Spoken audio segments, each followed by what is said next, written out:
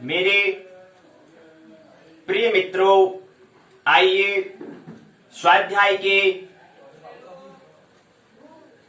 26वीं बैठक में, 26वीं पाठशाला में और ज्योतिष के 16वीं पाठशाला में आइए प्रवेश करें।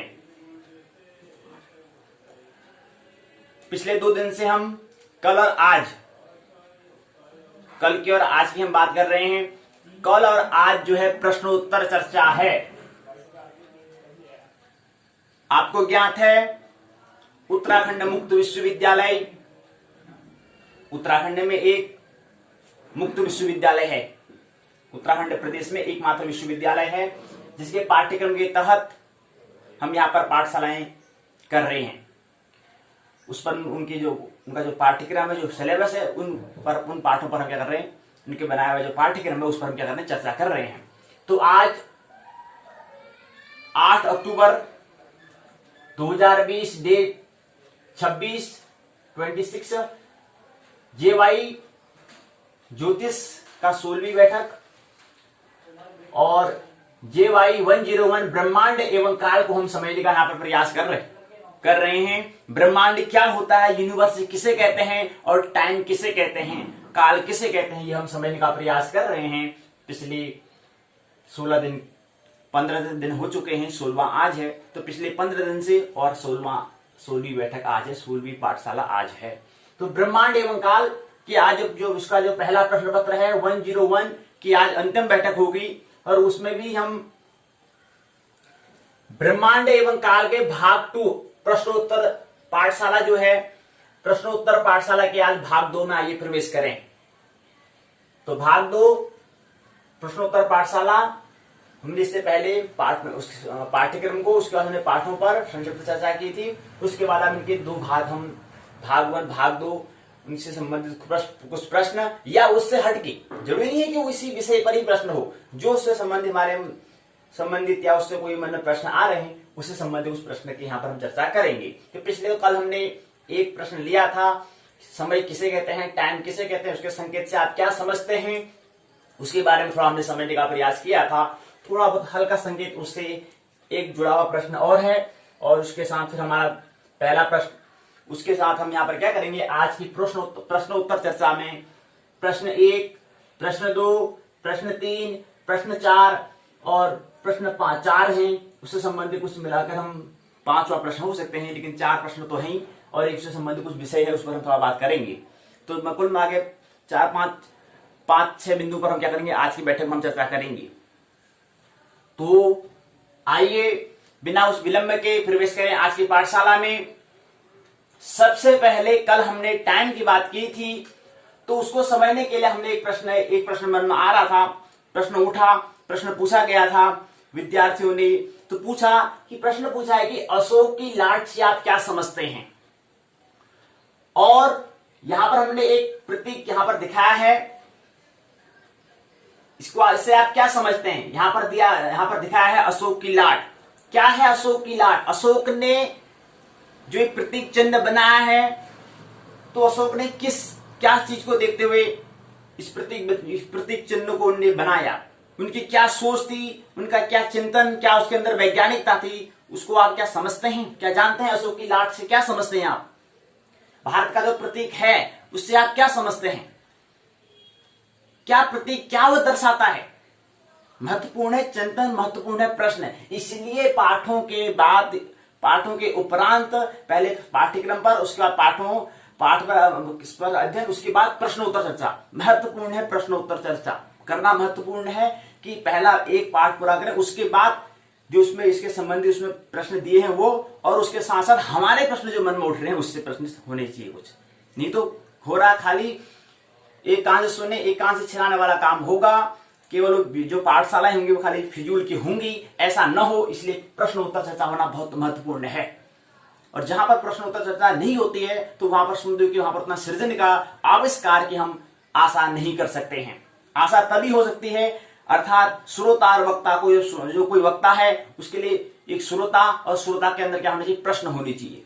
तो प्रश्न है, तो अशोक की लाट से आप क्या समझते हैं, क्या जानते हैं? और याद रहे, समझते की हम बात कर रहे हैं, अंडरस्टैंडिंग की बात करें, उसके लिए एक सूत्र को आप हमेशा हमेशा के लिए स्मरण रहना चाहिए, याद रख लें वो सूत्र क्या है। बड़ा महत्वपूर्ण सूत्र है, सूत्र है अनुभव। अनुभव कब आता है? अनुभव के लिए हमें अभ्यास करना पड़ता है, प्रैक्टिस करना पड़ता है, और साथ में हमें अनुभूति फीलिंग भी हमें लेनी पड़ती है। और यहां पर जो अभ्यास है ये क्या दिखाता है?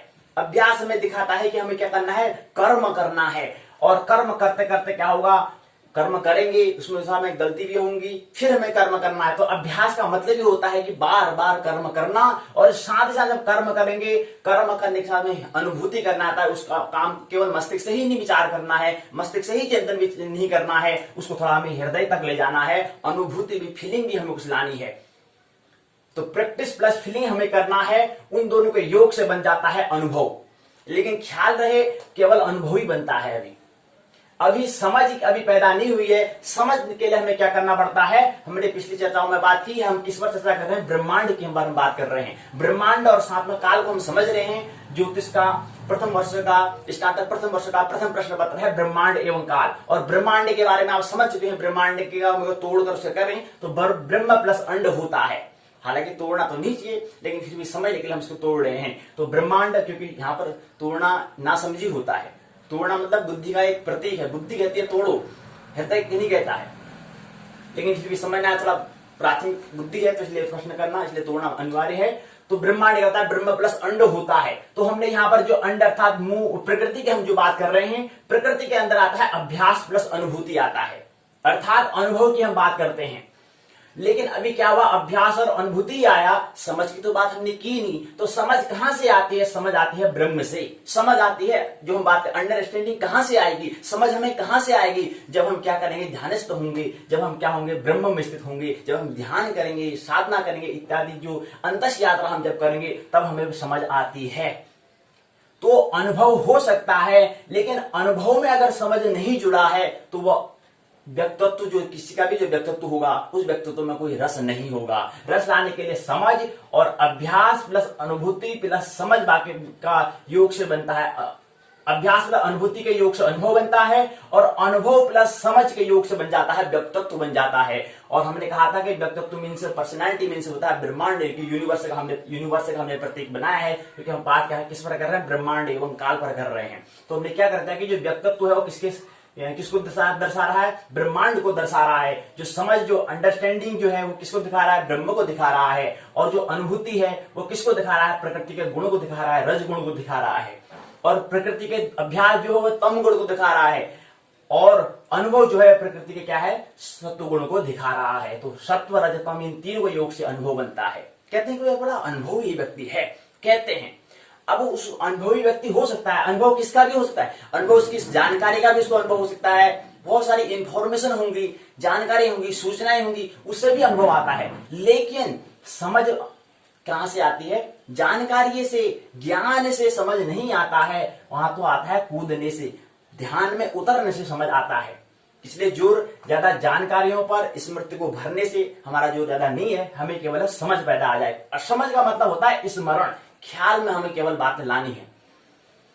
तो ये चीज है। तो हमने कहा कि जो अनुभव है, अनुभव हम जो बता रहे हैं, अंड अर्थात प्रकृति सत्वगुण को हम बता रहे हैं। तो अनुभव में हम क्या जोड़ते हैं? अभ्यास को हम अगर 25 अंक देते हैं, अनुभूति को अगर हम 25 अंक देते हैं, तो इन दोनों का योग से 25 धन 25, 25 प्लस 25 बराबर बन जाता है 50। और फिर साथ में हम समझ अर्थात ब्रह्म को, अगर जो ब्रह्म की हमें समझ पैदा हो जाती है, जब स्मरण हो जाता है, 50 अंक हमें स्वतः ही मिल जाते हैं। और ये 50 ब्रह्म में 50 अंक होते हैं। तो तभी तो हमने कहा था कि पहले शिक्षा कहां से? नाभि से, नाभि के बाद हृदय, हृदय के बाद मस्तिष्क से। ऐसी यात्रा हमें करनी चाहिए। और याद रहे वर्तुल हमें कैसे पूरा होता है। हमारे चक्र ऊपर को है, मूलाधार से लेकर के आज्ञा चक्र, सहस्त्रार्थ हमारे 7 चक्र हैं। बाद में बात करेंगे ज्योतिष, तो ज्योतिष जब हम चर्चा कर रहे हैं तो उसका उल्लेख करना अनिवार्य है, बाद में विस्तार से बात करेंगे, लेकिन फिर भी सिंगल थोड़ा दे रहे हैं, संकेत दे रहे हैं। तो ये वर्तुल वैसे पूरा होता है। जो काम है जहां पर हमारे जो वहां से हमारा क्या होता है, पहला मूलाधार होता है, वहां से हमारा वर्तुल पूरा होकर हमें अपनी ऊर्जा को ऊपर ले जाना होता है। उसके बाद पूरा एक वर्तुल पूरा होता है। ऐसे करके हमें अपनी जो हमारे पास जो भी हम काम करते हैं, काम का मतलब जो भी हमारा कोई भी काम करने के लिए हमें ऊर्जा की आवश्यकता होती है। तो इस ऊर्जा का हमें हमारे चक्र हैं, हमारी जो हमारी काम करने की जो क्षमता है, जो दर है, उसको दिखाता है। हमारे कितने चक्र चले हैं, कितने चक्र चलते हैं, ये हमारे कार्य करने की क्षमता को, दर को दिखाएगा और हमारे विकास को भी, डेवलपमेंट को भी दिखाएगा कि कितने दर पर कितने चक्र चल रहे हैं। पहला चक्र चल रहा है, दूसरा चक्र चल रहा है, या तीसरा चल रहा है, या एक चक्र तो प्रकृति चलाती है। जो काम वाला जो मूलाधार चक्र है वो तो प्रकृति से चलता है, वो तो हमें चलाने की जरूरत नहीं होती। उसके बाद अगला जो चक्र है उसको हमें अपने अभ्यास से, अनुभूति से, अनुभव से, हमें समझ से हमें क्या करना पड़ता है, उसके आगे हमें यात्रा करनी होती है। तो ये बहुत सारी ढेर सारी बातें हमें करनी पड़ेंगी, आगे आने वाले पाठशाला में हम करेंगे, लेकिन संकेत आपको दे रहे हैं। तो समझ के लिए हमें क्या करना पड़ता है, पहले समझ अर्थात 50 अंक पहले हमें खुद अपने अंदर जाना पड़ते हैं। उसके बाद फिर अनुभूति और अभ्यास के लिए हमें क्या करना पड़ेगा, 25 अंक देंगे तब वहां से बन जाएगा 50। तो अनुभव में क्या होता है, जो अनुभव करता है उसको 50 अंक मिलेंगे, जो समझ करेगा उसको भी 50 अंक मिलेंगे। और इन दोनों का योग से बन जाता है 100 अंक आपको मिल जाएंगे, 100 अंक आपको मिल जाएंगे। और 100 अंक क्या बन जाता है, आपका व्यक्तित्व बन जाता है, आपका पर्सनैलिटी बन जाती है, आपका व्यक्तित्व बन जाता है, व्यक्तित्व का विकास हम कहेंगे। तो ये मूलभूत सूत्र है, बहुत ज्यादा फंडामेंटल एक बहुत गहरा सूत्र है, इसको स्मरण रखें कि सूत्र क्या है, अनुभव। अनुभव के लिए क्या करना पड़ता है, अभ्यास करना पड़ता है, और उसके योग से, अनुभूति के योग से, अभ्यास और अनुभूति। अभ्यास में जो काम कर रहे हैं उस काम को हम मस्तिष्क के तल पर न करें, उसको हम थोड़ा हृदय के तल पर, फीलिंग के, भाव के तल पर उसको ले जाएं, तो वहां पर हमें क्या मिलेगा, अनुभव मिलेगा।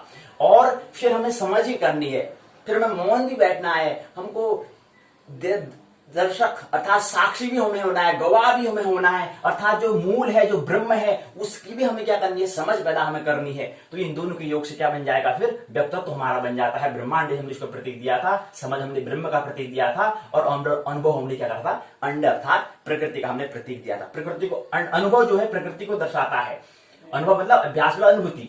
समझ जो है किसको दिखाता है, ब्रह्म को दिखाता है। व्यक्तित्व जो है ब्रह्मांड को दिखाता है। इस तरह से कुछ बनता है। तो ये सूत्र में ख्याल रखना चाहिए, बड़ा महत्वपूर्ण सूत्र है। आइए आज के क्रम से प्रश्न पर प्रवेश करें। तो हम प्रश्न क्या करेंगे, अशोक की लाट से आप क्या समझते हैं। तो याद रहे कि हम ज्यादा विस्तार से तो नहीं बताएंगे। ये प्रतीक चिन्ह है, यहाँ पर ये रहा अशोक की लाट, और यह राष्ट्र के, हमारे भारत देश के ध्वज हैं दो। इन दो ध्वजों के ठीक मध्य में क्या है, अशोक की लाट बनी हुई है। यहाँ पर 3 शेर हैं, और यहाँ पर अशोक की जो लाट है, इसके अंतर्गत एक चक्र बना है। इस चक्र से आप क्या समझते हैं, इस चक्र से आप क्या समझते हैं। पहले तो आप इसे पूरा जो हमें प्रतीक चिन्ह आपको दिखा रहे हैं, इससे आप क्या समझते हैं। यहाँ पर लिखा गया, यहाँ पर लिखा है सत्यमेव जयते।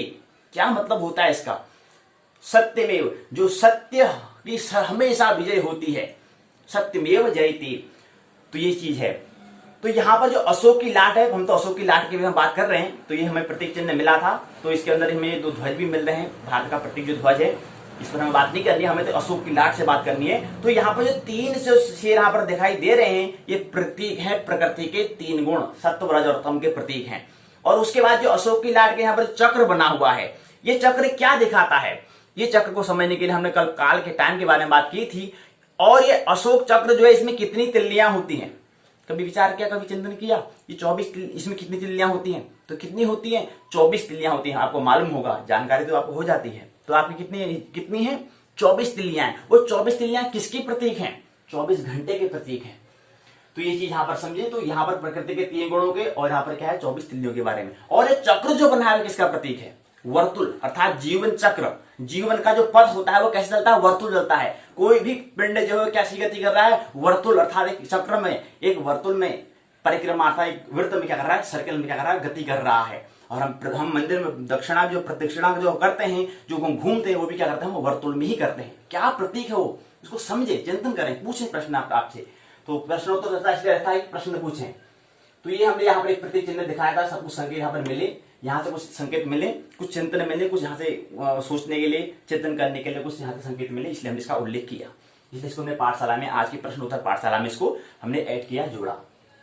तो अशोक जो हम बता रहे हैं कि अशोक की जो लाट है, इससे आप क्या समझते हैं, इसमें कितनी तिल्लियां होती हैं, 24 तिल्लियां होती हैं। और 24 तिल्लियां ही क्यों होती हैं, 25, 26, 27 या 20 क्यों नहीं होती हैं। एक ही वजह है, क्योंकि पृथ्वी जो है अपना वर्तुल कितने करती है, 23 घंटे 56 मिनट 4 सेकंड में एक वर्तुल पूरा कर लेती है। इसलिए उससे हमारा क्या बना, 24 घंटे बने हैं, इसलिए 24 तिल्लियां का प्रतीक है।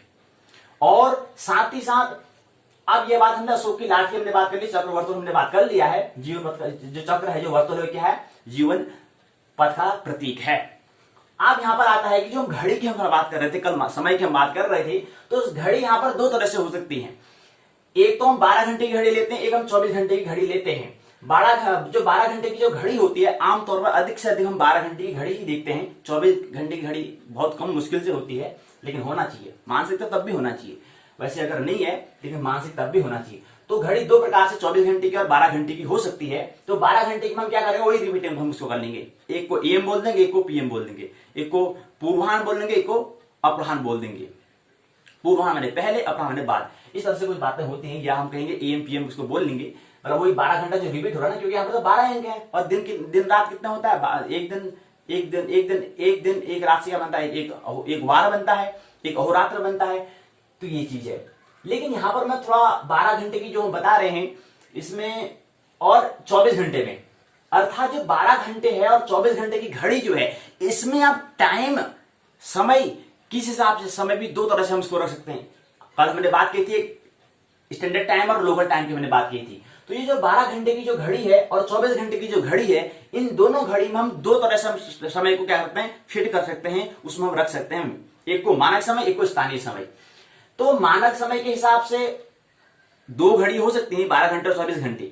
जैसे क्या है, आपने गौर किया होगा, रात्रि को 24 बजे जो 24 घंटे वाली घड़ी है, जो फोनों मोबाइल इत्यादि में जो सुविधा दी होती है, 12 घंटे रखते हो, 24 घंटे रखते हो, तो वहां पर 24 घंटे में कहते हैं 24 जो घंटा होता है वो किसमें पूरा होता है।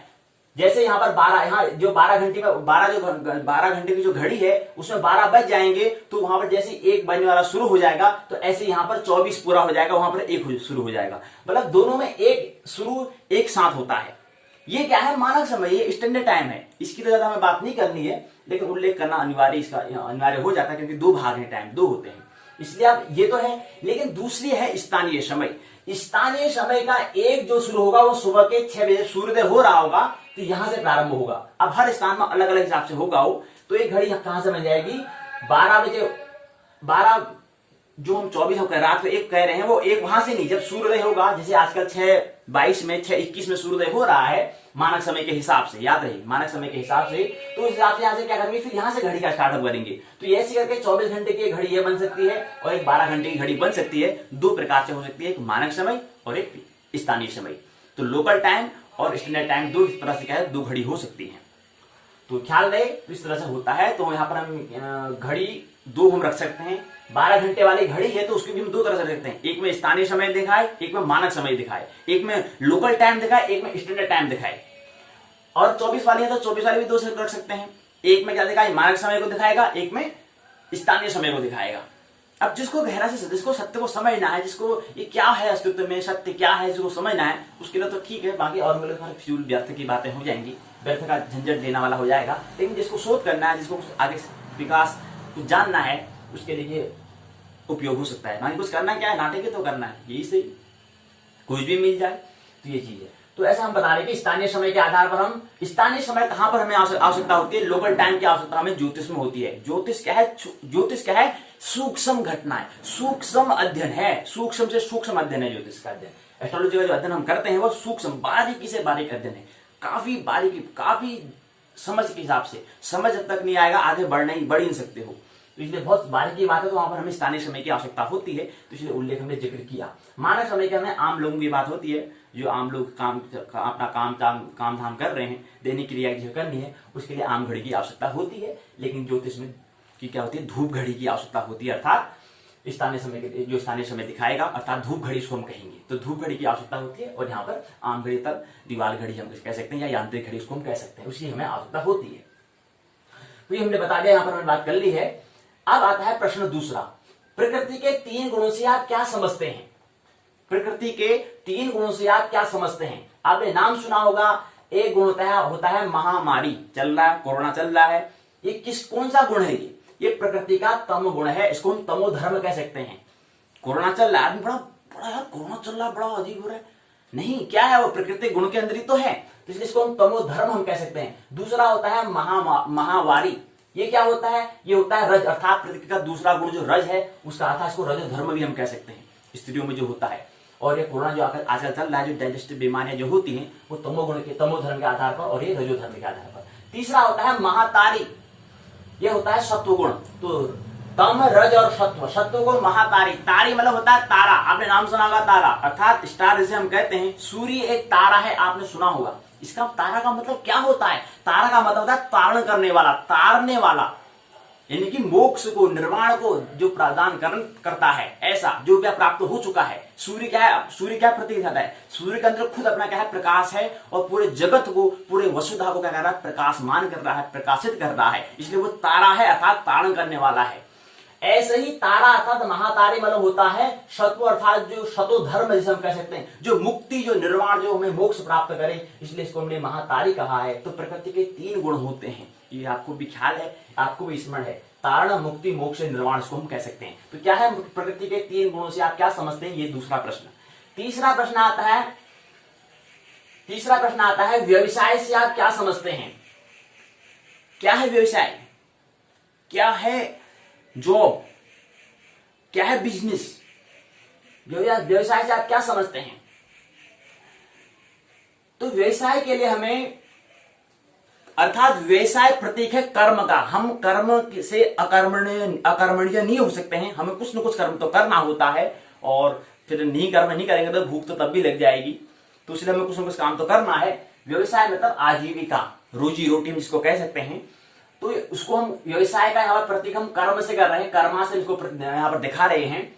तो उसका हमने बताया कि कर्म जो है 3 तल पर हो सकते हैं, कर्म के 3 तल पर हो सकता है। कर्म के 3 तल पर हम जो कोई काम करते हैं उसके 3 तल हो सकते हैं, और हमें 3 तलों पर विकास करना है। मुख्य 3 तलों के अंदर सभी और अन्य जो तल हैं सब आ जाते हैं। मुख्य 3 तलों पर हमें क्या करना है? अपना विकास करना है, डेवलपमेंट हमें करना है। तो सबसे पहला आता है शारीरिक अर्थात पदार्थिक अर्थात प्रकृति। शारीरिक हमें क्या होता है? हम उसको अपने प्रतीक शिक्षक से दिखाया है। और दूसरा आता है मानसिक अर्थात शिक्षा, अर्थात हमने धर्म से उसको हमने यहाँ पर दिखाया है, अर्थात इसको हम किसी शो कौन करेगा? गुरु, उसको हम कह सकते हैं। अर्थात जो मानसिक शिक्षा है उसके लिए हमें गुरु की आवश्यकता होती है। मानसिक अर्थात मनोचिकित्सा करने के लिए हमें गुरु की आवश्यकता होती है। और शारीरिक और पदार्थिक, अगर हमें कार अगर हमें लेना है, बाइक हम अगर लेना है, तो हमें कुछ शिक्षक अर्थात कुछ हमें कहीं पर रोजगार हमें करना होगा, जहां पर हमें क्या मिले? पैसा मिले। जहां पर हमें क्या मिले? पैसा मिले। हम कुछ आजीविका कमाएं, फिर अपना ताकि अपनी जो शारीरिक जरूरतें हैं, जो हमें भौतिक हमें चीज लेनी है, कार बाइक इत्यादि जो लेना है, उसके लिए हमें क्या करना पड़ेगा? वहां पर उसको शिक्षक हमने इसको दर्शाया है, वो शिक्षक के अंतर्गत आ जाते हैं। उसके बाद है आत्मिक तल पर हो सकता है। आत्मिक तल पर आता है विद्या ददाति विनयम, और सा विद्याया विमुक्ति। विद्या मतलब होता है अध्यात्म की शिक्षा, अर्थात सदगुरु की हमें आवश्यकता होती है। सदगुरु जो ब्रह्म का हमें ज्ञान कराए, जो हमें ब्रह्म की ओर संकेत कराए, और कहना महत्वपूर्ण होगा। ब्रह्म की ओर क्या करें? सिग्नल हमें दे, उसकी ओर हमें कहेंगे ये रहा ब्रह्म, ये रहा अनुभव, ये रहा, ऐसे आपको पथ में चलना है, राह हमें दिखाई। उसके लिए हमें आवश्यकता अध्यात्म स्पिरिचुअल की हमें आवश्यकता होती है। वहां पर हमें सदगुरु की आवश्यकता होती है। जहां पर हमें धर्म है, जहां पर हमें काव्य संगीत इत्यादि कुछ हमें करना है, गाना गाना है, अभिनेता इत्यादि बनना है, तो कुछ नाटक हमें करना है, तो वहां पर गुरु की आवश्यकता होगी। और जहां पर हमें अपना रोजी रोटी इत्यादि हमें कमाना है, तो प्रकृति के अंतर्गत वो आ जाता है, तो वहां पर हमें शिक्षक की आवश्यकता होगी। हमें कहीं स्कूल में एडमिशन लेना पड़ेगा, किसी पाठशाला में, वहां पर हमें उसके पढ़ाई अध्ययन करना पड़ेगा, वहां पर हमें कुछ उससे संबंधित कुछ हमें कोर्स करने पड़ेंगे, तो वहां पर हमें शिक्षक की आवश्यकता होती है। तो 3 तलों में शिक्षक, गुरु और सदगुरु। शारीरिक अर्थात पदार्थिक अर्थात प्रकृति को कह सकते हैं, दूसरा मानसिक अर्थात शिक्षा उसको हम कह सकते हैं। धर्म के तल पर होता है, धर्म उसका हमने तल कहा है। आत्मिक अर्थात विद्या अर्थात अध्यात्म हमने बात किया है। तो ये 3 तलों पर क्या हो सकता है? व्यवसाय हो सकता है, मतलब जरूरत हो सकती है। आप कौन सा व्यक्ति को क्या जरूरत होती है इसे देखेंगे। इसलिए हमने एक बात और हमने बात की है कि क्या होता है, किसी व्यक्ति को भूख लगी है, अगर उस व्यक्ति को अगर हम मानसिक इनकी कुछ शिक्षा के बारे में बताएंगे, तो क्या उसको सुन पाएगा? लगी है पेट में भूख और कह रहे हैं कि यार ये पढ़ाई करो कह रहे हैं, और लगी है भूख, क्या वो पढ़ाई करेगा? तो पहला जो मूल तल जो होता है वो होता है शारीरिक जरूरतों को हमें पूरा करना होता है। शारीरिक जरूरत पहले हमारा पेट भरा है नहीं भरा है, आप पहले समझे, आप खाना खा के आए नहीं आए? जैसे हमारा खाना पूरा हो जाता है तब जाके हमारा दूसरा कार्य क्या होता है, ये तो फिर प्रारब्ध और प्रवृत्ति और जो हमारा जो संस्कार बीज है उस पर निर्भर करेगा, क्योंकि उसी के हिसाब से हमारी रुचि होती है। क्योंकि पूरा संस्कार, पूरा मतलब पिछले पड़ाव, पिछला जन्म हमारा निर्भर उसमें करेगा। इसी हिसाब से सबकी रुचि अलग अलग होती है। तो इसलिए कह रहे हैं कि लेकिन यहाँ पर भी यही चीज है, अगर भूख अगर लगी है, पेट में बड़ी भूख लगी है, एक हमने यहाँ पर सूत्र दिया है, भूखे पेट भजन नहीं होई गोपाला, भूखे पेट भजन नहीं होय गोपाला। तो जब तक हमें भूख लगी है, बड़ी पेट में भूख लग रही है, पेट बड़ा गो गो गो कर रहा है, उस समय हमें शिक्षा किसी को नहीं देनी चाहिए। तो सबसे पहले पेट पूजा, फिर बाद में दूसरा उपाय ने दूजा, तब जाकर दूसरा उपाय दूजो, पहले पेट की पूजा करो। तो पहले ख्याल रहे, पाठशाला स्वाध्याय की पाठशाला जो बता रहे हैं, पहले पेट पूजा पहले करो, उसके बाद फिर यहाँ पर जो हमारा संकेत है उसको समझने का प्रयास, उसके बाद फिर आगे अंतस्थ तीसरा तल आता है उस तल पर। तो पहले भूखे पेट व अशांत मन वाले, अर्थात जो प्रकृति और धर्म वाले जो हैं, उस व्यक्ति को हम अध्यात्म की जो ब्रह्म के बारे में अगर शिक्षा देंगे तो इसको देना हमारे व्यर्थ होगा। हमारा जो कर्तव्य जो हम इसको जो हम मेहनत करेंगे, वो मेहनत का हमें परिणाम मिलने वाला नहीं है। क्यों? क्योंकि पहले हम, इसलिए व्यक्ति ख्याल है, जो व्यक्ति ब्रह्म को पहले समझने का चला है, तो सबसे पहले उसे क्या करना होगा, अपनी जो शारीरिक जरूरतें हैं, अर्थात भूख जो लगी है उसको पहले पूरा करना पड़ेगा। उसके बाद मन जो है, मन को भी हमें मन की मनोचिकित्सा हमें करनी होगी, उसका पूरी व्यवस्था, शिक्षा हम उसको कह सकते हैं, शिक्षा को हमें सुधारना होगा। उसके बाद फिर अध्यात्म की ओर यात्रा करनी होगी, तब जाके ब्रह्म को समझने के लिए तैयार होगा, उससे पहले नहीं। तो ये बात ख्याल रहे। तो इसे हम देखा है कि भूखे पेट भजन नहीं होई गोपाला। अब आता है कि भूखे पेट जो प्रकृति के तल पर हो सकता है, पद प्रतिष्ठा, धन कमाना है, यश प्राप्त करना है, मान करना है, कोई मेरा लोग दूसरा लोग सम्मान करें, राष्ट्रपति बनना है, प्रधानमंत्री बनना है, बड़ा बड़ा बिजनेसमैन बनना है, बड़े बड़े क्या बनना है, हमको संस्थापक ये बनना है, वहां क्या बड़े बड़े संस्था खोलनी है, ये बनना है। ये सब किससे आता है? ये शारीरिक अर्थात पदार्थिक अर्थात प्रकृति के अंतर्गत आता है। मनी उसको रुपया हम कह सकते हैं, उस पर दौड़ पर आता है। मान पद प्रतिष्ठा, यश अपयश इत्यादि जो चीज है इसमें आता है। लेकिन थोड़ा मन की चिकित्सा हमें जो करनी होती है, उसके लिए हमने बताया था जो हम प्रकृति शारीरिक पदार्थ की हम बात कर रहे हैं, उसके लिए हमने बात किया था स्वार्थ के बारे में, उसको हम कह सकते हैं। उसके बाद जब हम शिक्षा धर्म की बात करें, वो पुरुषार्थ को इंगित करता है, अर्थात धर्म को व्यक्त करता है, और जो स्वार्थ को विज्ञान को, प्रकृति अर्थात विज्ञान को व्यक्त करता है, मतलब दिखाता है। और तीसरा विद्या अर्थात अध्यात्म जो है परमार्थ को दिखाता है। ये हम तीन बातें पिछले सूत्र भी हम कहे हैं, तो तीन सूत्र ये हैं, इससे संबंधित तीन सूत्र ये हैं। तो विज्ञान स्वार्थ को, धर्म पुरुषार्थ को, और अध्यात्म परमार्थ को दिखाता है। तो ये बात समझिए। तो याद रहे, पहले पेट पूजा कर लें, पूरा पेट जब भर जाएगा, उसके बाद फिर मन की आवश्यकता को समझे हम। जैसे ही पहले आवश्यकता क्या है, पेट भूख लगी है, पहले भूख की क्या करनी, पूर्ति करनी है, पहले उसको पेट की पूजा करनी है, उसके बाद फिर हमें मन की पूजा करनी है, उसके बाद फिर आत्मा की हमें पूजा करनी है। ख्याल रहे, एक दूसरे से मत जोड़ना। आत्मा की मतलब मन की जो भूख है उसको आत्मा से मत जोड़ देना, नहीं तो अनर्थ हो जाएगा, दुर्घटना हो जाएगी। और जो शारीरिक जरूरत है उसको आत्मा से मत जोड़ देना। हालांकि ऐसी घटनाएं ज्यादा होती है शारीरिक जरूरतें और जोड़ देते हैं आत्मिक जरूरतों को। पहले पूरा का पूरा हमें क्या करना है, अपनी जो शारीरिक जरूरतें हैं उसे पूरा करना है। चाहे शारीरिक तौर पर कुछ भी आता है, चाहे भूख आए, संभोग आए, इस जरूरतें, शारीरिक जरूरतें जो है ये पूरा हमें निभाना है। उसके बाद अगले पद में हमें आगे बढ़ना है। उसके बाद फिर मन की पूजा हमें करनी है। उसके बाद फिर क्या करना है, आत्मा की पूजा करनी है, आत्मा की पूर्ति कर, आत्मा के तत्व में विकास करना है। तो याद रहे, प्रकृति, धर्म और अध्यात्म, इनके विज्ञान, धर्म और अध्यात्म, इसको हमने तीन नाम दिए हैं। तो ठीक है, तो ये हमने बताया। उसके बाद थोड़ा सा बात यहां पर और एक आती है कि व्यवसाय जो होता है,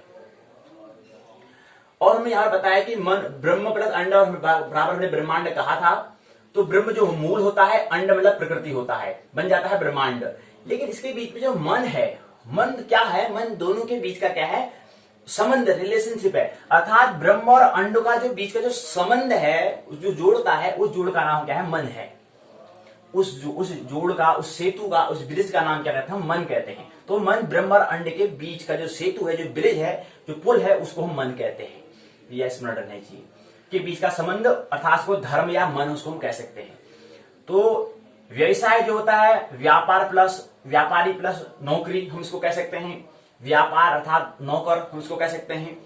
तो ये व्यापारी जो है वो ड्यूटी अर्थात बिजनेस उसको हम कह सकते हैं, और नौकरी अर्थात जॉब उसको हम कह सकते हैं। नाम तो आपने सुना होगा, जॉब या बिजनेस, नाम आपने सुना होगा। तो एक बिजनेस होता है, एक जॉब होता है, एक और लेकिन व्यवसाय तो कुछ और ही है। व्यवसाय जो है स्वरोजगार है, और जो बिजनेस या जॉब की जो बात करते हैं ये क्या है, पर रोजगार, मतलब किसी के नीचे काम करना, किसी के तल, किसी के कोई मालिक कोई और होगा उसके तल पर क्या करना, पर रोजगार करना, ये इसके तल पर कहलाता है। तो बिजनेस और जॉब और एक क्या होता है, स्वरोजगार और पर रोजगार, या इसको रोजगार हम कह सकते हैं। पर रोजगार नाम सुना, पहली बार सुना लग रहा है, तो इसको रोजगार इसको हम कह सकते हैं। तो रोजगार के अंदर बिजनेस या नौकरी, ड्यूटी या जॉब, बिजनेस या जॉब हम इसको कह सकते हैं।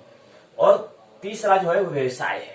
व्यवसाय मतलब खुद अपना एक अपने अंतस में ब्रह्म को समझने के बाद जो अपने अंदर हुनर है, जो अपने प्रकृति ने, जो परमात्मा ने हम जिस कारण के लिए यहाँ पर भेजा था, उसी का ही जो बाहर निकालना, उसी का ही प्रतिरूप जो हम प्रकृति में देखते हैं, उसको हम कहते हैं व्यवसाय, उसको कहते हैं स्वरोजगार। उसको हम रोजगार नहीं कहेंगे, उसको हम स्वरोजगार कहेंगे, क्योंकि उसने स्व का अर्थ समझा, अर्थात स्वार्थ को, पुरुषार्थ को, परमार्थ को समझा। पहले स्वार्थ को समझा, तब जाकर उसका कहते हैं पुरुषार्थ हमको मिल रहा है और परमार्थ भी उसको मिल रहा है, पूरी जो हम बात करते हैं। तो ये क्या है, स्वरोजगार मतलब जो उसके जो प्रकृति, जो परमात्मा ने जिस चीज के लिए भेजा था, जो उसके बीज में पड़ा हुआ था, उसी को उसने क्या निकाला, बाहर निकाला, उसी को उसने उसका क्या करा, विकास करा, उसी को उसने क्या करा, प्रकृति को, अस्तित्व को क्या करा, साझा किया। वो कहलाएगा व्यवसाय, वो कहलाएगा स्वरोजगार।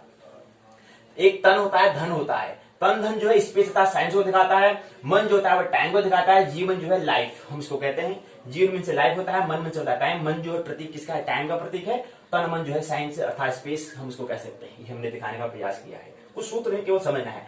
एक बात और है, विकास जो होता है तीन तलों पर होता है, विका, जीविका और आजीविका।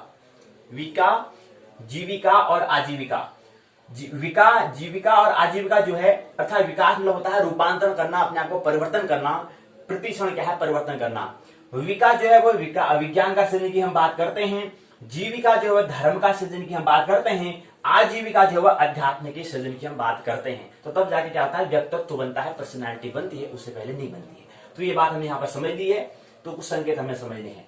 अब इसके बाद क्या होता है, जो कुछ दो तीन बातें और करनी है, फिर अपनी बात को मैं पूर्ण कर दूंगा।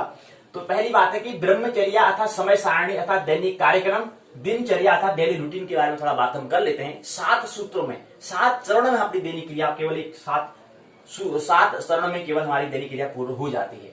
जागरण 6 बजे मानक समय प्रातः की हम बात करते हैं। दैनिक कार्य 6 से 8 बजे मानक समय के हिसाब से है। ये प्रातः की मतलब सुबह की प्रातः की हम बात करते हैं। ये 2 घंटे का समय वक्त लग जाता है। और पाठशाला जो है 9 से 10 अर्थात 9 और 10 जो बज जाते हैं मानक समय के हिसाब से। प्रातः और सुबह दोनों यहाँ पर आता है, तो 2 घंटे यहाँ पर हो जाते हैं। आपको ख्याल होगा 6 चरण होते हैं, प्रातः, सुबह, दोपहर, सायं, शाम और रात्रि। सब क्या है, 6 चौको 24, 6 घंटे क्या है, प्रातः 6 घंटे का सुबह, 6 घंटे का दोपहर, 6 घंटे का सायं, 6 घंटे का शाम, 6 घंटे की रात्रि। माफ करना 4 घंटे की जो है, तो क्या है 4 घंटे की क्या है 6 चौको 6। ये क्या है 6, ये हमने भाग किए हैं, समय का विभाजन किया है और 4 घंटे का हिसाब से। तो 6 चौको 24। एक जो है प्रातः जो है 4 घंटे का होता है, सुबह जो होता है 4 घंटे का होता है, दोपहर 4 घंटे का होता है, सायं 4 घंटे का होता है, शाम 4 घंटे का होता है, रात्रि क्या होता है 4 घंटे का होता है। तो 4 कुछ 4 बजे 4 6 24 हो जाते हैं। तो ये हमने क्या बताया है। तो जागरण 6 बजे हो जाएगा, प्रातः हो जाता है। उसके बाद दैनिक कार्य जो हम करते हैं 6 से 8, प्रातः 2 घंटे इसमें वक्त लग जाता है। उसके बाद पाठशाला होती है 9 और 10 मानक समय के हिसाब से हम बात कर रहे हैं। प्रातः और सुबह 2 घंटे इसमें लग जाते हैं। प्रशिक्षण हम ट्रेनिंग की हम इसे बात करते हैं।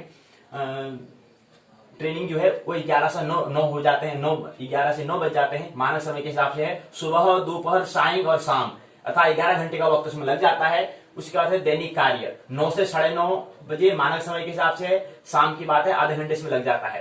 पाठशाला है 9:30 से 12:30 बजे मानक समय के हिसाब से। शाम और रात्रि 3 घंटे का इसमें वक्त लग जाता है। विश्राम है 12:30 से 6 बजे मानक समय के हिसाब से है। रात्रि 5.5 घंटे इसमें लग जाते हैं। तो 7 चरणों में क्या है, ये दिनचर्या डेली रूटीन है। इसको ब्रह्मचर्या या समय सारणी या दैनिक कार्यक्रम इसको हम कह सकते हैं। तो इस तरह से दैनिक कार्यक्रम है, ये केवल क्या है 6 दिन के लिए है। थोड़ा शनिवार में थोड़ा ऊपर नीचे हो जाता है शनिवार को, लेकिन 6 दिन क्या होता है, यही डेली रूटीन अर्थात दिनचर्या चलती है, ब्रह्मचर्या या दैनिक कार्यक्रम चलते हैं।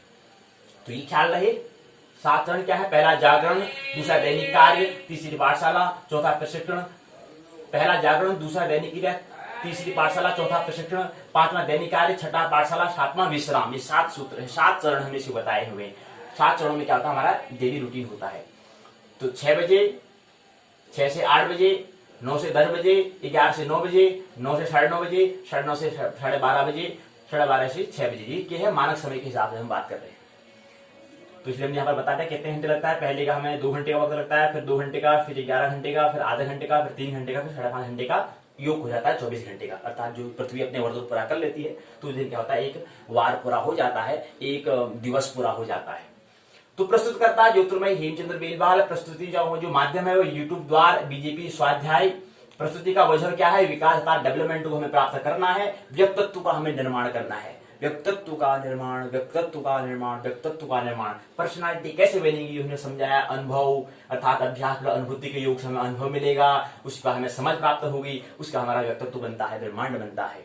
तो ये हमने बात यहाँ पर कर ली है। अर्थात यहाँ पर विकास हमें क्या करना है, डेवलपमेंट हमने बात की है, शिक्षा, दीक्षा और विक्षा। शिक्षा के लिए क्या करना हमें, हम अपना मस्तिष्क का हमें विकास करना है, इसका चरण थोड़ा मस्तिष्क का हमें विकास करना है। उसके बाद आता है दूसरा दीक्षा, मतलब हृदय का हमें अपना विकास करना है। उसके बाद विक्षा आता है, नाभि का हमें विकास करना है। लेकिन थोड़ा क्रम हमें क्या करना है, पहले विक्षा अर्थात नाभि से हमें चलना होता है। हमने बताया था कि गर्भाधान से लेकर के जो 7 वर्ष तक जो हमारा जो 7 साल का जो वक्त है, जो उसमें क्या करना है, जो पृथ्वी अपना 7 वर्ष पूरा कर लेती है सूर्य का, उसमें हमें क्या करना है, अपना नाभि का विकास हमें करना है। उसके बाद जो 7 यानी कि 8 से 14 जो है, ये जो 7 जो वर्ष है, अर्थात पृथ्वी जब 7 वर्ष पूरा कर लेती है सूर्य की परिक्रमा कर लेती है 7 बार, तो उसमें उतने समय में अपना हृदय का हमें विकास करना है। और उसके बाद से जो हमारा 7 इनकी 15 से 21 का जो हमारा वक्त है, अर्थात पृथ्वी जो 7 वर्तुल पूरा कर लेती है, मतलब 7 चक्र कर लेती है, सूर्य की परिक्रमा कर लेती है, 7 साल अर्थात 7 बार कर लेती है, तो हमें क्या करना है, शिक्षा अर्थात मस्तिष्क का हमें विकास करना है। तो ऐसा ही क्रम करना है, तो तब जाके विकास अर्थात डेवलपमेंट को हम प्राप्त होते हैं। और विकास से फिर हम अगले विकास, जहां पर विकास पूर्ण हो जाता है, चरम सीमा जो विकास का हम बात की है, तो जो पीक जो सफर है, हाइस्ट जो उच्चतम जो हम विकास हो सकता है, वो कहां पर है, बुद्ध तत्व है। कैसे बुद्धत्व को, कैसे हम जागरण, कैसे हम परम जागरण को प्राप्त हो, कैसे हम स्थित प्रज्ञ बने, तब जाके हम वहां पर हम पहुंचेंगे, तो वहां तक विकास हो सकता है। तो वहां तक हम कैसे पहुंचे, इस पर विचार था।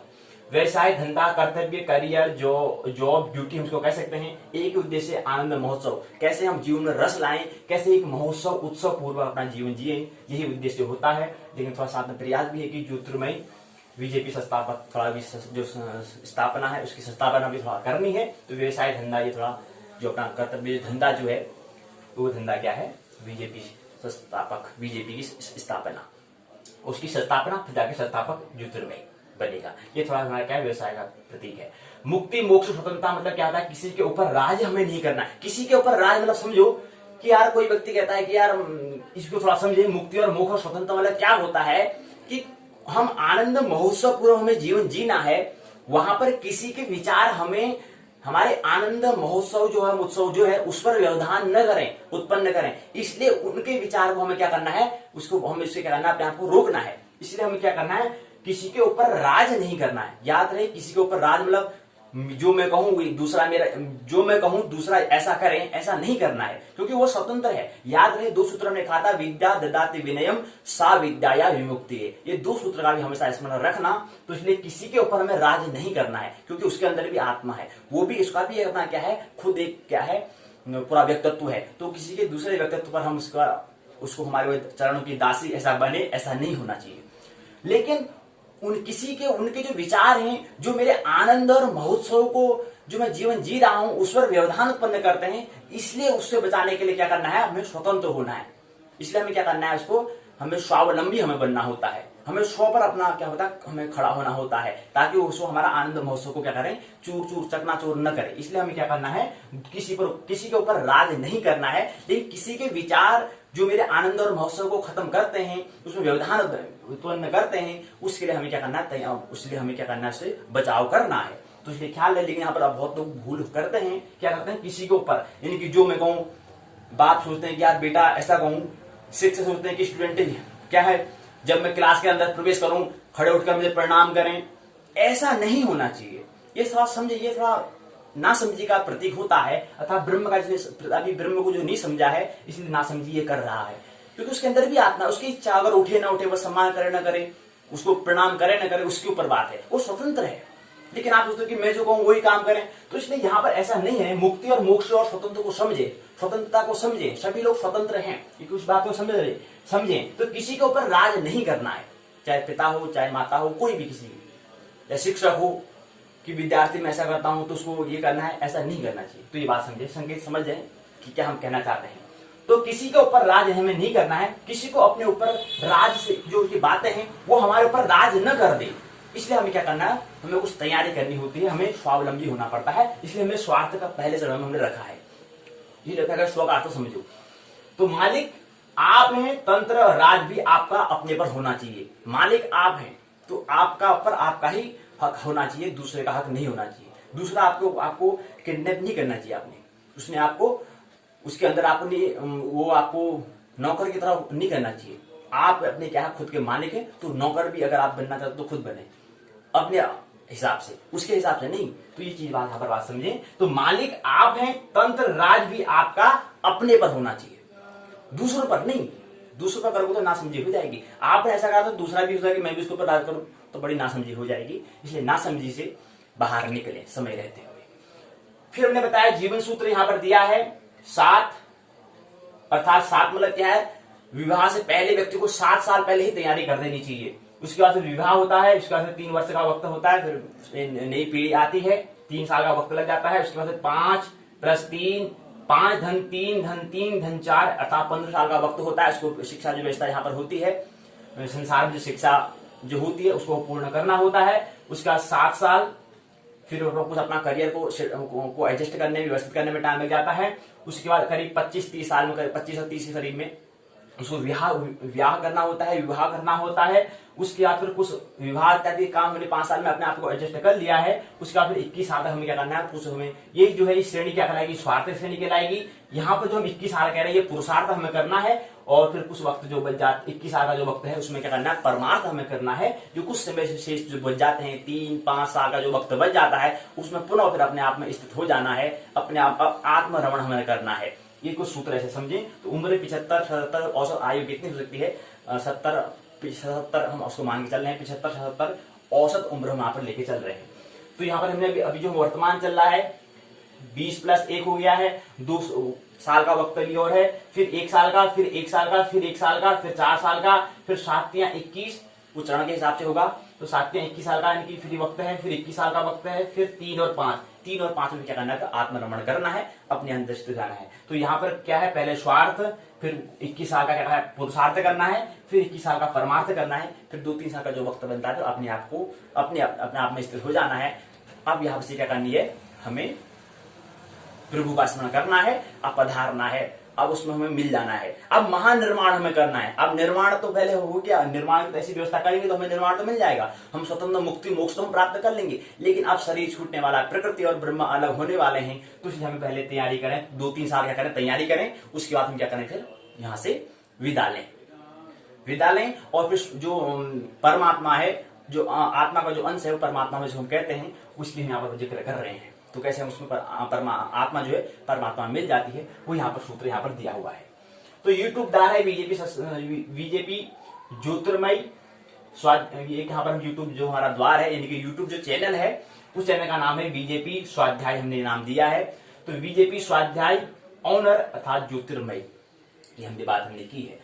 तो ये बहुत सारी बातें हैं, बहुत सारी बातें होती हैं, बहुत सारी बातों को स्मरण ख्याल स्मृति में नहीं रखना है, कुछ संकेत हमें रखने हैं, ताकि अपना हम जीवन को क्या बनाएं, एक आनंद महोत्सव पूर्व जीवन जिए। एक अभिनेता अभिनेत्री जैसे बनते हैं, एक अभिनेता, एक अभिनय हमें कैसे करना है, जो हमें एक अभिनय करने के लिए जो हमें ड्यूटी परमात्मा ने जो हमें ड्यूटी कर्तव्य दायित्व दिया है, उसको हम कैसे कैसे उसको हम लोगों तक साझा कर पाते हैं, कैसे उसको हम दूसरों तक साझा कर पाते हैं, कैसे उसको निभा पाते हैं। निभाना परमात्मा ने बहुत बड़ी आशाएं, बहुत आशा करके हमें क्या करा है, इस वसुधा पर, इस पृथ्वी पर हमें भेजा है। तो परमात्मा का जो हमें बहुत बहुत क्या करना चाहिए, अभिवादन करना चाहिए उनका। हमें इतने उनकी परमात्मा की हमारे ऊपर इतनी विशेष अनुकंपा है, उनकी कृपा है, जिसके कारण हम क्या कर रहे हैं, उनकी कृपा को, उसकी कृपा को हम समझें और अपने व्यक्तित्व में जो हमारे अंदर, जो हमारे बीज रूप, जो संस्कार बीज रूप हमारा जो पड़ा है, उसको बाहर निकालें, उसको कौशल को, जो हुनर है, उस हुनर को बाहर निकालें और फिर क्या करें, साझा करें। बहुत बीमारियां, मानसिक बीमारियां हैं, वहां से बाहर निकलें और एक आनंद महोत्सव पूर्व, जैसे कृष्ण का व्यक्तित्व है, खिलता हुआ व्यक्तित्व है, ऐसा कुछ व्यक्तित्व का अपना निर्माण करें, ताकि दूसरे व्यक्ति भी उससे प्रेरणा लें और उससे उसका प्रतिबिंब, अपना प्रतिबिंब उस व्यक्तित्व के अंदर देखें। अर्थात कृष्ण का व्यक्तित्व देखते हैं तो उससे उसको अपना व्यक्तित्व, अपने अंदर जो हुनर है उसको देखने का एक माध्यम बन जाएगा। उससे फिर क्या करेगा, वो अपना स्वाध्याय करेगा, अपना स्वाध्ययन करेगा, तो वहां से उसका व्यक्तित्व निखरेगा और तब जाकर उसका भी व्यक्तित्व बन जाएगा। अनुभूति एक ही होगा लेकिन आचरण अलग अलग हो सकते हैं। अनुभूति, फीलिंग एक ही होगी लेकिन आचरण भिन्न भिन्न हो सकते हैं। जैसे बुद्ध या मीरा अलग अलग हो सकते हैं लेकिन अनुभूति एक ही है। तो ब्रह्म एक ही है, ब्रह्मांड एक ही है, लेकिन उसको कैसे लोगों को, दूसरों को देना है, साझा करना है, वो साझा करने का आचरण थोड़ा भिन्न भिन्न हो सकता है लेकिन अनुभूति एक ही होगी। सबों सयान यक मत, सभी सयानियों का एक ही मत होगा। इसको ही हम क्या कहते हैं, शास्त्र कहते हैं। शास्त्र मतलब होता है सम्मत, सभी ने जो भी बुद्धत्व को प्राप्त होगा, सभी का जो अनुभव होगा वो एक होगा, सम्मत होगा, समान होगा। तो ऐसा करना है। तो ऐसे आशा करें, परमात्मा करें, आप अपने व्यक्तित्व को, अपने अंदर जो छिपे हुए कौशल, हुनर है, उसको बाहर निखारें उसको, और प्रकृति को इस पूरी वसुधा में सभी प्राणी को क्या करें, साझा करें। मैं ऐसी आशा करता हूं। कुछ सूत्र हैं, फिर बाद में विराम कर देंगे। तो यहां पर दिया है, दिया तले अंधेरा है उसे भली भांति गौर से देखो। दिया तले अंधेरा है उसे भली भांति गौर से देखो, वह तुम्हारे कारण नहीं है। दिया तले अंधेरा है उसे भली भांति गौर से देखो, वह तुम्हारे कारण नहीं है, दिए के कारण है। तुम तो ज्योति हो, मृण में दिए से संबंध तोड़ लो, चिन्ह में तोड़ लो, चिन्ह में ज्योति के साथ एक हो जाओ, भीतर अंधेरा मिट जाएगा। और जिसके भीतर अंधेरा मिट जाता है उसके बाहर भी क्या है, अंधेरा क्या हो जाता है, मिट जाता है। तब तुम प्रकाश में चलते जीते हो, तब तुम क्या हो, प्रकाश में चलते जीते हो। वह प्रकाश का क्या है, परम अनुभव ही क्या है, अध्यात्म की अंतिम मंजिल है।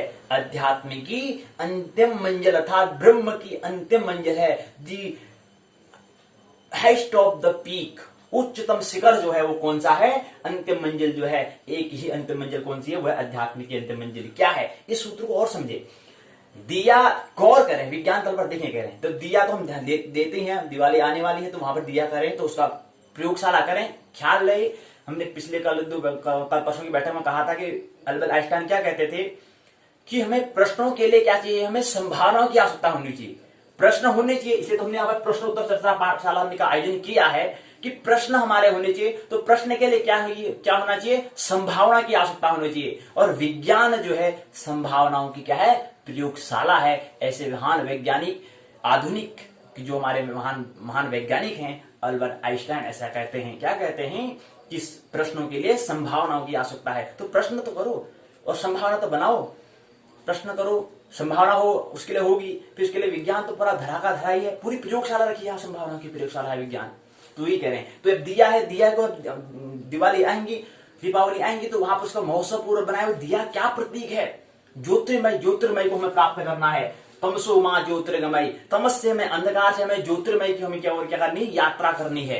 तो वही यहाँ पर सूत्र दिया है कि दिया तले अंधेरा है उसे भली भांति गौर से देखो, वह तुम्हारे कारण, तुम्हारे वजह से नहीं है, दिए के कारण से है। यहां पर दिया क्या दिखाता है, दिया किसको दिखा रहा है, इसको समझो। दिए के कारण मतलब शरीर के कारण हम बात कर रहे हैं। तुम तो ज्योति हो, तुम क्या हो, आत्मा हो, तुम क्या हो, ब्रह्म हो, तुम प्रकृति नहीं हो, तुम शरीर नहीं हो। मृण में दिए से संबंध तोड़ लो, चिन्मय में ज्योति के साथ एक हो जाओ। मैं इतनी मन की चिकित्सा कर लो कि मन शून्य हो जाए, उसके बाद जो शेष रह जाता है वो क्या जाता है। हमने कहा था मन का, पंखी का जो गति अवस्था है वो मन है, और पंखी की जो स्थिर अवस्था है उसका वो कौन है, आत्मा। तो जैसे हमारा मन शांत हो जाता है, निर्विचार हो जाता है, निर्मल चित्त हो जाता है, तो वहां पर हमें क्या होता है, आत्मा का दर्शन हमें होता है। तो ज्योति के साथ एक हो जाओ, अर्थात ब्रह्म अर्थात पूरे अस्तित्व के साथ एक हो जाओ। भीतर अंधेरा मिट जाएगा, भीतर जो हमारा अज्ञान है, जो अंधेरा है, जो विस्मरण हुआ है, वो विस्मरण मिट जाएगा अर्थात स्मरण आ जाएगा। और जिसके भीतर अंधेरा मिट जाता है उसके बाहर अर्थात जो बाह्य जगत है वहां पर भी अंधेरा मिट जाएगा। फिर दूसरे लोग भी क्या करेंगे, आपके आचरण को, आपके आचरण पर चलना चाहेंगे। हाँ यार, मेरे को भी इस तरह से इस चरण में इसी पथ पर चलना चाहिए मेरे को, ऐसे क्या करेंगे, आपसे प्रेरणा लेंगे। तो वहां पर भी क्या हो जाएगा, बाहर भी अंधेरा और भीतर तो अंधेरा मिटा तो बाहर भी अंधेरा मिट जाता है। उसके बाहर भी क्या है, अंधेरा मिट जाता है। तब क्या है, तुम प्रकाश में चलते हो, प्रकाश में जीते हो।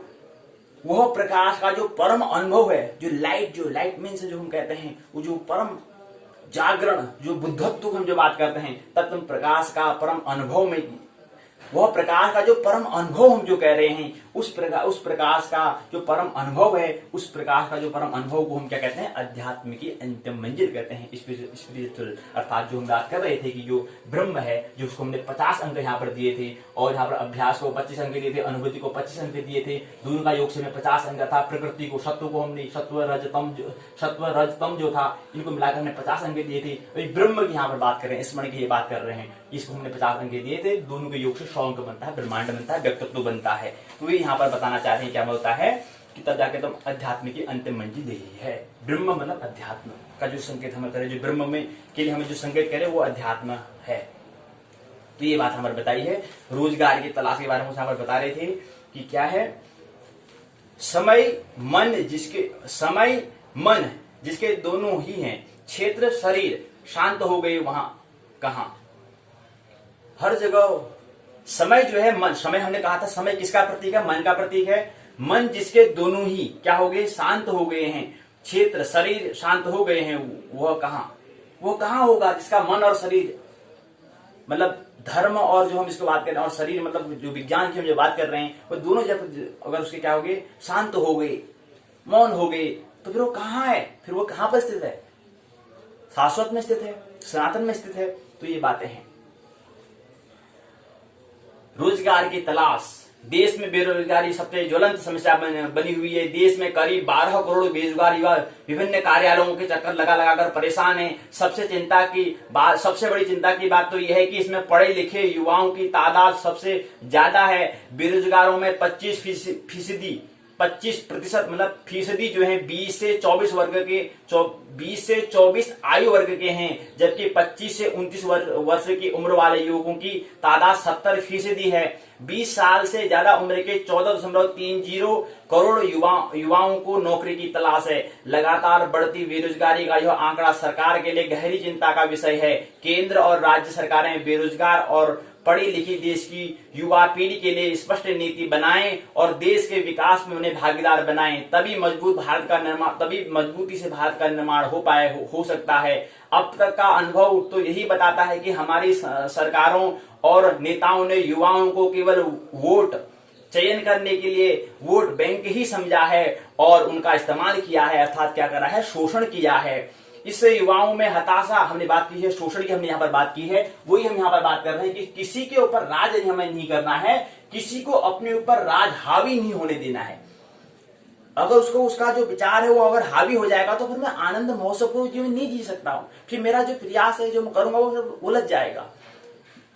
रसो वैसो की हम बात करते हैं, रस प्राप्त करने की बात करते हैं। अगर दूसरा किसी की अगर बात करेगा, वो हमारा शोषण करने लग जाएगा, हमारा बलात्कार अगर करने लग गया तो वो बड़ा अनर्थ हो जाएगा, फिर रस कहां से आएगा। ये बातें यहाँ पर हैं। तो यहाँ पर बता रहे हैं, क्या कर रहे हैं कि नेताओं ने युवाओं को केवल वोट बैंक ही समझा है और इसका इस्तेमाल किया है। जैसे वस्तु का इस्तेमाल करते हैं ना, ऐसे व्यक्ति का भी इस्तेमाल हो रहा है। मतलब जहां पर वस्तु का इस्तेमाल होता है वहां पर ठीक है, जहां पर व्यक्ति का भी इस्तेमाल होता है उसका नाम होता है बलात्कार, उस शब्द का नाम है बलात्कार। जहां पर वस्तु का हम उपयोग कर रहे हैं, जैसे ये क्या है, ये छड़ी है, इसको मारने का उपयोग हम करते हैं। इसी प्रकार से किसी व्यक्ति को अगर हम उपयोग कर रहे हैं, इस्तेमाल करें, तो वो बलात्कार कहलाता है। इस बात को समझे। तो ऐसा नहीं कि बलात्कार वही चीज होती है कि जब किसी ने किसी स्त्री को या किसी उसको छेड़ा तो वो बलात्कार कहलाएगा, नहीं। बलात्कार मतलब होता है कि व्यक्ति को वस्तु की तरह उपयोग में करना, वस्तु की तरह इस्तेमाल करना, वो क्या कहलाता है, बलात्कार कहलाता है। बलात्कार तो कह रहे हैं नेताओं ने युवाओं को केवल वोट बैंक ही समझा है, उसका इस्तेमाल किया है, इससे युवाओं में हताशा और निराशा घर कर गई है। खासकर पढ़े लिखे बेरोजगार युवाओं की स्थिति तो भयानक रूप से क्या करिए, भयानक रूप धारण कर चुकी है। आज का युवा जिसके जिम्मे देश को आगे ले जाने की जिम्मेवारी है, नई जो पीढ़ी है, पूरी आगे जो प्रौढ़ पीढ़ी और नई पीढ़ी जो होती है, न्यू जनरेशन जो होती है, उस पर ही देश पूरा खड़ा होता है। पूरे क्या है, जो नई जो पीढ़ी है, आज की जो युवा पीढ़ी है, जिसके जिम्मे पर क्या है, देश आगे को ले जाने की क्या है, जिम्मेवारी है, उसका दायित्व है, कुछ रिस्पॉन्सिबिलिटी है, वह रोजगार पाने के हताशा और निराशा में जकड़ा हुआ है। सवाल है कि आखिर सर्वाधिक युवा आबादी वाले देश में युवाओं की इस दुर्दशा के लिए कौन जिम्मेवार है, कौन जिम्मेदारी लेगा, इसकी कौन जिम्मेवार ठहराया जाएगा। हमारे नेता भाषण देते हैं कि देश में उच्च शिक्षित लोगों का प्रतिशत बढ़ना चाहिए। अमेरिका जैसे देश में 70 से 80% लोग क्या है, उच्च शिक्षा ग्रहण करते हैं, वही अपने यहाँ मात्र 10% लोग ही या कम से कम 25-26% लोग ही क्या करते हैं, उच्च शिक्षा ले पाते हैं। बेरोजगारों की कतारें आपको हर जगह देखने को मिल जाएंगी। जब शिक्षा का प्रतिशत अमेरिका जैसा हो जाएगा, तब सहज ही अंदाजा लगा सकते हैं कि भारत का क्या हाल होगा। भारत विज्ञान को जन्म नहीं दे पाया है, बहुत बड़ी चिंता है। शारीरिक जरूरत जो पूरा नहीं कर पा रहा है, जो विज्ञान को जन्म नहीं दे पा रहा है, क्या वो धर्म को खाक दे पाएगा, मन की चिकित्सा कर पाएगा? तो पहले अपनी चिकित्सा, अपना शारीरिक जरूरत को जो पूरा नहीं कर पा रहा है, फिर मन को शांत कैसे करेगा, और फिर क्या वो आत्मा के बारे में कैसे करेगा? ये तो बहुत बड़ी आगे की यात्रा है। वो कैसे करेगा? पहले शारीरिक जरूरत पूरी नहीं हो पा रही है, तो क्या होगा भारत का, क्या हाल होगा भारत का, जहां पर 25-26% लोग उच्च शिक्षा ग्रहण कर पाते हैं। एक सूत्र दिया है जो कल के अखबार में आया था, ब्लैक होल खोजने और रहस्य सुलझाने वाले 3 वैज्ञानिकों को भौतिकी का नोबेल प्राइज मिला है, नोबेल पुरस्कार मिलने वाला है। ब्रिटेन के वैज्ञानिक रोजर पेनरोज और जर्मनी के रेनहार्ड गेंजल व अमेरिका के एंड्रिया गेज को मिला इस वर्ष का नोबेल प्राइज। सबसे उच्चतम पुरस्कार है, प्रोत्साहन जो है वह नोबेल प्राइज। भारत को भी विज्ञान का जन्म देना है, इसी को बात को ख्याल को स्मरण रखते हुए इस सूत्र को यहाँ पर साझा करने का प्रयास है बीजेपी स्वाध्याय की ओर से। ये साझा करने का इसलिए यही उद्देश्य है कि क्या हो, रोलर पेनरोज आइंस्टाइन को भी जिस पर यकीन नहीं था, उस ब्लैक होल को साबित उन्होंने किया है, रोलर पेनरोज ने किया है। आइंस्टाइन जब हम जो बात कर रहे थे, उनकी भी क्या है, उनको भी जिसको यकीन नहीं था, उस ब्लैक होल का क्या करा उन्होंने, उस ब्लैक होल को उन्होंने साबित किया है, रोलर पेनरोज ने। भौतिक में नोबेल पाने वाली एंड्रिया चौथी महिला होगी। एंड्रिया गेज ने भौतिक का नोबेल पाने के साथ इतिहास में ऐसा करने वाली चौथी महिला होने का मुकाम भी पाया है। बाकी पुरस्कार की घोषणा अगले 6 दिन में होगी। रसायन शास्त्र का बुधवार को स्वीडन में होगा, साहित्य का बृहस्पतिवार को स्वीडन में होगा, शांति का शुक्रवार को नॉर्वे में होगा, अर्थशास्त्र का नोबेल स्मृति सम्मान सोमवार स्वीडन में होगा। ये क्या है, भौतिक विज्ञानी एंड्रिया गेज और रेनहार्ड गेजर की खोज ने आकाशगंगा के केंद्र में ब्लैक होने का साक्ष्य पाया, गवाह पाया है। ये बातें हैं, भावी अध्ययन के लिए प्रेरणा देगी यह खोज। ये बातें यहाँ पर दी हैं, तो ये केवल संकेत इसलिए दिया है कि भारत भी क्या करे, ये नोबेल प्राइज जो है, नोबेल पुरस्कार जो है, उसमें उसकी प्रतिशतता, उसमें अपना पायदान को बढ़ाए। बहुत ही कम प्रतिशतता है, बहुत ही कम यहाँ पर भारत का सहयोग इसमें हो पाया है नोबेल प्राइज में, तो अधिक से अधिक भारत का अर्थात विज्ञान का जन्म है, ऐसी हम आशा करते हैं। इसलिए हमने सूत्र को यहाँ पर साझा किया बीजेपी स्वाध्याय यूट्यूब द्वारा के माध्यम से। मानने की कोई आवश्यकता नहीं है, जानने की, आनंद और महोत्सव रूप जीवन जीने की, रसो वैशव रस प्राप्त करने की आवश्यकता है। मानने की कोई भी आवश्यकता नहीं है। मेरी बातों को इतने प्रेम पूर्वक शांति पूर्वक सुना, बहुत बहुत अनुग्रहित हूँ। अंत में सबके भीतर बैठे हुए परमात्मा को प्रणाम करता हूं, मेरा प्रणाम स्वीकार करें।